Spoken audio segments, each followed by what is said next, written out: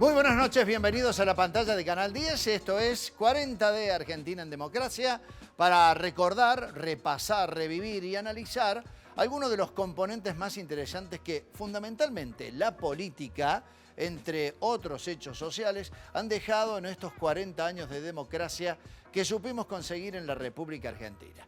Y después de haber vivido la semana anterior una crisis muy profunda que derivó de la caída del gobierno de Fernando de la Rúa, un periodo de muchos presidentes en pocos días en la República Argentina, el inicio de una nueva era política en el país.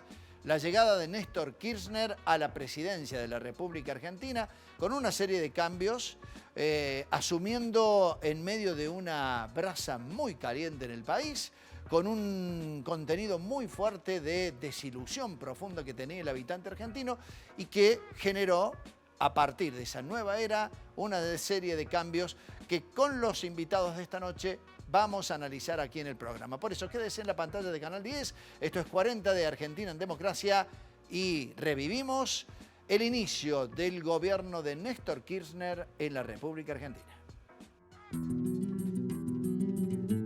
Tenemos todos la enorme responsabilidad de asegurar hoy y para los tiempos la democracia y el respeto por la dignidad del hombre en la tierra argentina.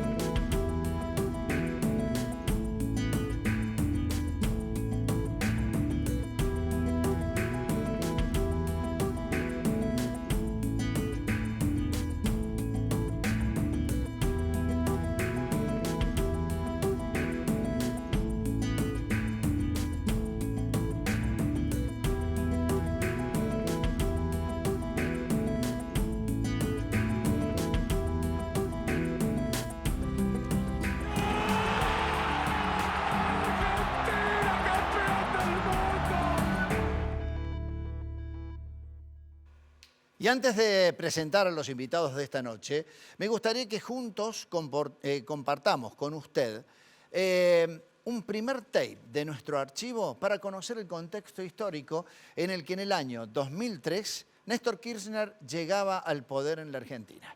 Este es un resumen del archivo de Crónica 10, hablando precisamente con imágenes y este audio de lo que fue el inicio de esa era. La sucesión de gobiernos en unos pocos días empujó al funcionamiento democrático a su extremo más débil. Luego de Ramón Puerta, Adolfo Rodríguez Sá y Eduardo Caamaño, asumió Eduardo Duhalde el 2 de enero de 2002. En julio de ese año, el mandatario convoca elecciones presidenciales para el 27 de abril del año siguiente, acuciado por la masacre de Avellaneda, cuando la policía bonaerense asesinó a los militantes Maximiliano Costecchi y Darío Santillán. Que dentro de 4 meses, a partir de hoy, los argentinos elijan en internas abiertas y democráticas sus candidatos a presidente y vicepresidente de la República. Y 120 días después, todos decidiremos quién nos conducirá los próximos 4 años. Un momento que significaba un trance muy difícil para una sociedad cansada, con una profunda crisis económica, con la pérdida de sus ahorros, un desencanto realmente total. Ese era el contexto, pero hemos traído invitados que nos van a permitir reflexionar sobre lo que era esa época en la República Argentina. Voy a saludar en primer término a la doctora María José Franco. Es investigadora, comunicadora y docente de la Facultad de Ciencias Sociales de la Universidad Nacional de Córdoba. María José, bienvenida y buenas noches. Muchas gracias. Bueno, y el diputado nacional Eduardo Fernández, un hombre conocido por todos, que estuvo enrolado en esa faceta tan particular y en ese periodo que arrancaba en la República Argentina. Eduardo, bienvenido y gracias por estar esta noche. Buenas noches, Julio. Gracias por la invitación. Bueno, ¿recuerdan ustedes cómo era este contexto que nosotros hemos repasado en un archivo?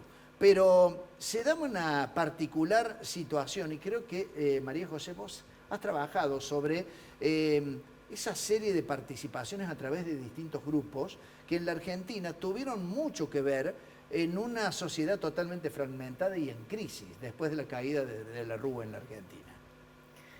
Sí, me parece que la caída de la Rúa en Argentina no puede explicarse sin, por un lado, lo que fue ese estallido, digamos, de diciembre del 2001, y que en ese estallido participaron una cantidad de organizaciones sociales, sindicales, de derechos humanos y demás, y también lo que por entonces eran grupos de asambleístas y otras personas que se sumaron de modos más individuales, también a la esfera pública a expresar una cantidad de demandas que además después Néstor Kirchner va a retomar cuando inicia el gobierno, ¿no? Escuchó todos, ¿no? Digo, recibió esas demandas. Bueno, ahí me parece que sí, él recuperó no solo las demandas, sino también recuperó una discusión con un modelo que en la Argentina había desatado, un modelo de políticas que en la Argentina habían desatado esa crisis, ¿no es cierto?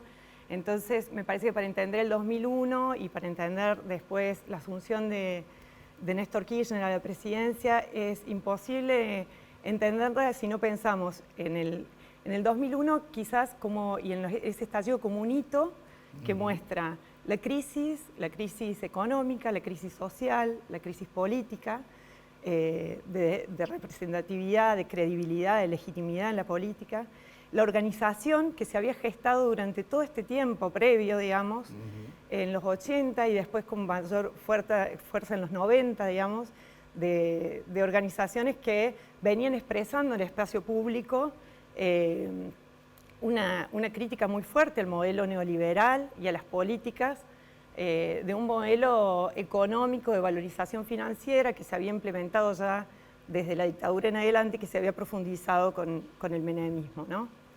Y me parece que también es importante entender este proceso en el marco de que hacia el interior, incluso en este caso del Partido Justicialista también, se habían ido construyendo ciertas disidencias, de las cuales Néstor Kirchner también es una expresión. Bien, ya vamos a profundizar un poquito eso porque vamos a ver el rol que tuvo algún otro actor político dentro del peronismo como José Manuel de la Sota.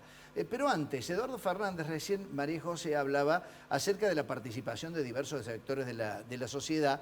Vos no eras un hombre directamente empapado en la política, aunque sí la ejercías desde otro punto de vista. Vos estabas en la asamblea de APYME, que tuvo una fortaleza muy importante o destacada para reclamar respuestas a un sector que estaba totalmente desahuciado por la crisis económica.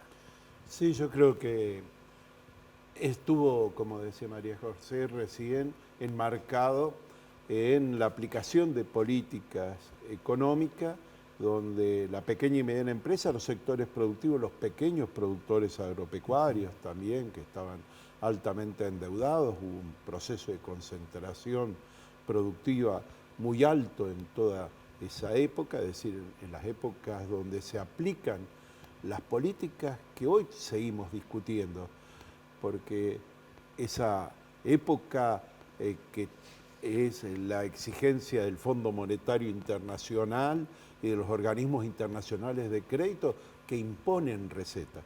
En el año 2002, 2003, el Banco Mundial hizo varias asambleas, me tocó ir a una para tratar algo que los sociólogos seguramente te recordarán, que eran los efectos no deseados de los programas económicos.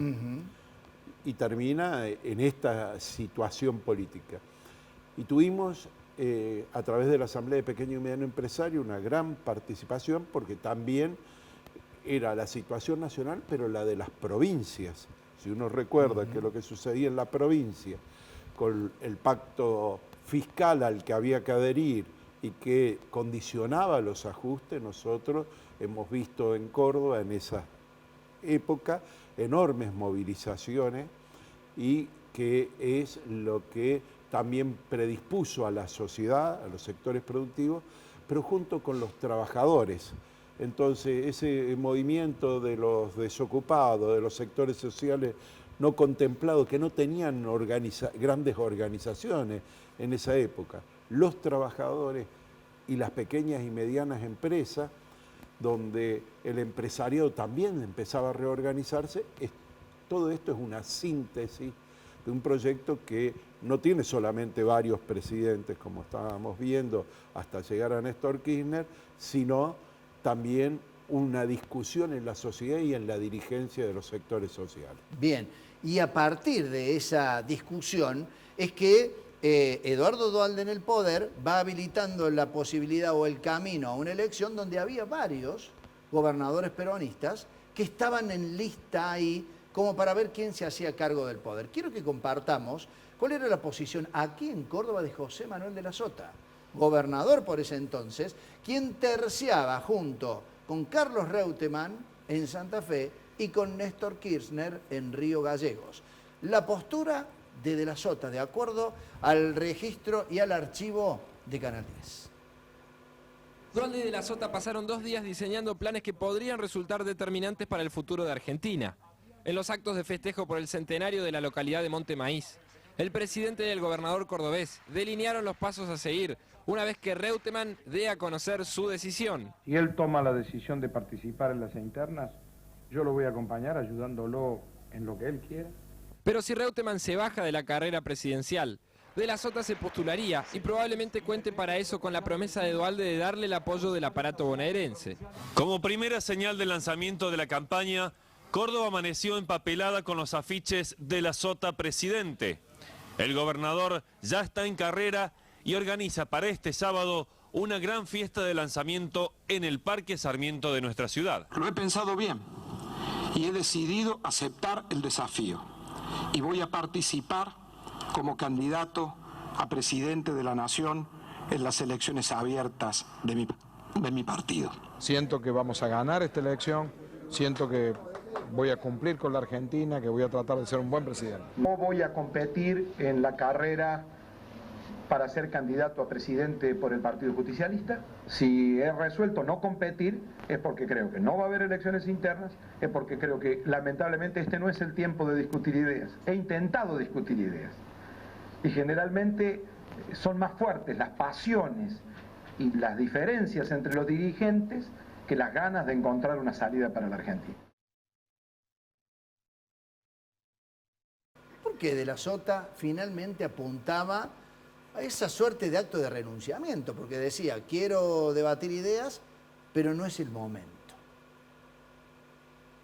¿Alguien tiene la respuesta? Difícil, ¿no? ¿O no? María José. Yo tuve vivencias al respecto. Bueno, hay que recordar que cuando decía que la situación en la provincia sabía que seguramente iba a aparecer este momento. Hay que recordar que de la Sota asume anticipadamente el poder, sí, porque viene de una crisis donde Mestre quiso aplicar lo que Cavallo claro. Y paradójicamente, e incluso si uno agarra la plataforma electoral de la Sota en la provincia, luego cuando empieza a ejercer el gobierno, algunos sectores sociales que incluso ayudamos a que se diera el ambiente necesario para que el radicalismo, después de tantos años, dejara de estar en el gobierno de Córdoba, sino que los sectores sociales, sobre todo los sindicales, tuvieran también una representación en la provincia. El programa y la plataforma de gobierno, a poco de andar, muchos de los dirigentes sindicales, lo que ocasionó también una discusión en los movimientos sociales, es que aplicó lo que llamamos menemismo tardío en Córdoba. Así le llamaron a de la Sota. Entonces, y eran dos modelos diferentes. Y la verdad que Néstor, alguna vez, y creo que lo dijo en algún programa periodístico, estaba dispuesto a discutir eso, el rol del Estado ya ahí. el Estado provincial quiso privatizar EPEC. Sí. El Banco Provincia de Córdoba, 48 horas antes, no se lo terminamos dando a los hermanos Rom. Y muchos de los que habíamos estado y ayudado al gobierno de la Sota, no nos sentíamos contenidos. A gusto con toda esta situación.